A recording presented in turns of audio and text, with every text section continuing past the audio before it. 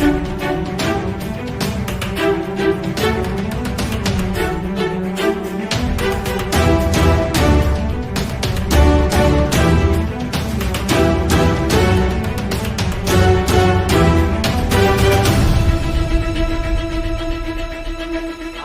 रहे हैं DCP news. खबरों की दुनिया में आपका स्वागत है। मैं हूं फैज अहमद और आप देख रहे हैं डीसीपी न्यूज। आइए शुरुआत करते हैं आज की एक अहम खबर से। महारानीपुर स्वतंत्र देव सिंह ने सरदार वल्लभ भाई पटेल की प्रतिमा का किया अनावरण। महिला आरक्षण बिल पर विपक्ष के सवाल पर साधी चुप्पी।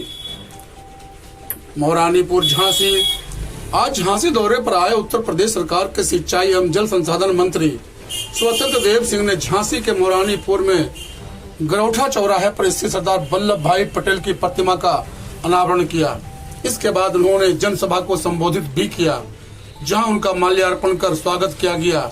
इसके साथ ही उन्होंने जनसभा को संबोधित करते हुए मोदी जी एवं योगी सरकार की कल्याणकारी योजनाओं के बारे में विस्तार से जनता को जानकारी दी और भाजपा सरकार में बुंदेलखंड की दशा और दिशा बदलने की बात कही है।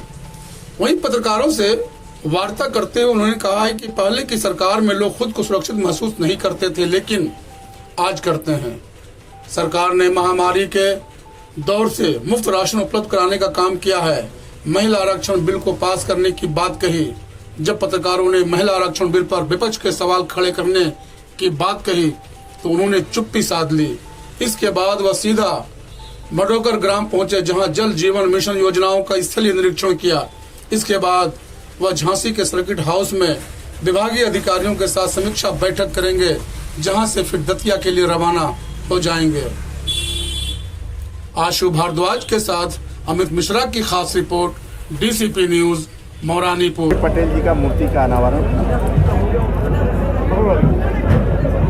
रमा निरंजन जी द्वारा, आरपी निरंजन जी के द्वारा, पटेल समाज के द्वारा यहाँ मूर्ति का अनावरण था। उसी कार्यक्रम में आने का सौभाग्य आज मुझे प्राप्त हुआ। सरदार पटेल साहब का जीवन संघर्षों का रहा, आज़ादी के पहले भी, आज़ादी के बाद कई उनके अद्भुत कार्य रहे, चाहे किसान आंदोलन हो, महिला आंदोलन हो, और महिलाओं ने ही, किसान महिलाओं ने उनको सरदार की उपाधि दिया। मेयर रहते हुए भी उन्होंने आरक्षण दिया था नगर निगम में महिलाओं को। और विक्टोरिया पार्क जो वहाँ था, विक्टोरिया पार्क अंग्रेजों का शासन था। अपने मेयर रहते हुए लोकमान्य तिलक का मूर्ति का अनावरण का उद्घाटन करना, मूर्ति स्थापित करना, क्या ये राष्ट्र पुरुषों से एक संदेश जाता है समाज। और प्रधान गृह मंत्री बनने के बाद देश में आज़ादी के बाद भी उनका जीवन 3 साल का रहा। 50 में उनकी मृत्यु हो गई, 47 में आज़ादी मिली। और 3 साल के अंदर ही भी सुख कोई भोगा नहीं। रात दिन परिश्रम करके देश को एकता के सूत्र में पिरोने का काम किया और सभी रियासतों को एक सूत्र में बांधने का किसी ने काम किया तो आदरणीय सरदार पटेल साहब ने, जिसके कारण आज देश अखंड है, उस रास्ते पर आगे बढ़ रहे हैं।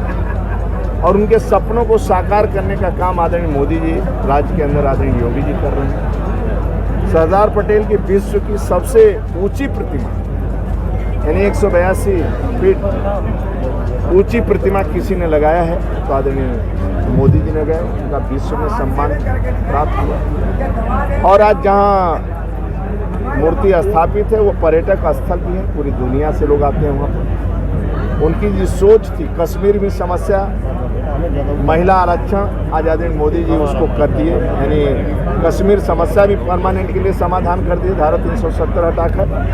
और महिला आरक्षण का बिल भी, जो उनकी सोच थी, उनके रास्ते पर आगे बढ़ रहे हैं। और गांव गरीब किसान खुशहाली ही देश की खुशहाली है। उनका सपना था कि गांव गरीब किसान खुशहाल रहे, देश खुशहाल रहे।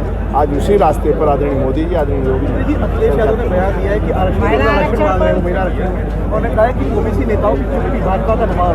अब देखिए आदरणीय मोदी जी जो भी निर्णय लेंगे सर महिला के हित में लेंगे और राष्ट्र के हित में लेंगे। उनके सभी निर्णय आप देखेंगे, जितने भी निर्णय हुए हैं एक प्रधान सेवक के रूप में राष्ट्र के और गरीब के हित में निर्णय हुआ है और देश के हित में।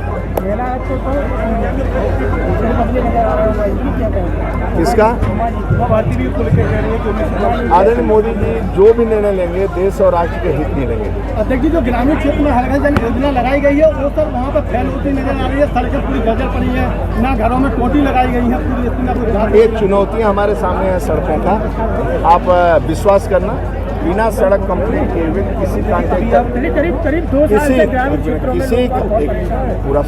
किसी कॉन्ट्रैक्टर का पेमेंट नहीं है, उनको रोड बनाना पड़ेगा।